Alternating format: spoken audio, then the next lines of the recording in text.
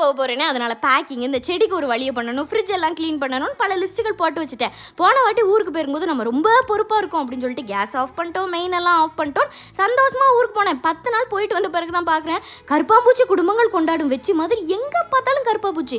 என்னன்னு பார்த்தா fridge of ஆகி போனதில் உள்ளே இருந்தது எல்லாம் தும்சமாகி தொட முடியாத ஸ்டேஜுக்கு போயிட்டு, நம்ம கரெக்டாக இருந்தாலும் ஏதாட்டி ஒரு 7:30 10 சனி நம்மளை பின்தொடர்ந்துட்டே இருக்குதே அப்படின்னு நினச்சிக்கிட்டு இருந்தேன். இந்த செடியெல்லாம் இந்த ட்ரிப் இரிகேஷன் இந்த வாட்டி பண்ணிடலான்னு சொல்லி வாக்கிங் போன நேரத்தில் பாட்டிலெல்லாம் தெருவில் இருந்து புறக்கிட்டு வந்து அழகாக அதில் ஓட்ட போட்டு அந்த செடிக்கு மேலே கவுத்தி வச்சுட்டேன். ஆனால் இதில் என்ன பிரச்சனைனா, இந்த தண்ணியெல்லாம் ஒரு 4.5 மணி நேரத்துலேயே முடிஞ்சு போயிடுது. இதுக்கு நான் கீழே உள்ள அண்ணாட்டே கொடுத்துட்டு போயிடுவேனே அப்படின்னு யோசிச்சுட்டு கிடந்தேன். அப்புறம் நான் முட்டை மிட்டாய் ஒரு 4 நாள் முன்னாடி பண்ணியிருந்திருப்பேன். அது யாருக்கு கேட்டுச்சோ இல்லையோ, மாடர்ன் இனிப்பு கடைன்னு ஒரு ஹோம் பேக்கர் அக்கா கேட்டிருக்கு போல இருக்குது. இது ப்ரமோஷன் எல்லாம் இல்லை, எனக்கு தெரிஞ்ச அக்கா அனுப்பி விடுறேன்னு சொன்னாங்க. நான் அதை சாப்பிட்டு பார்த்த பிறகு செம்மையாக இருந்துச்சு.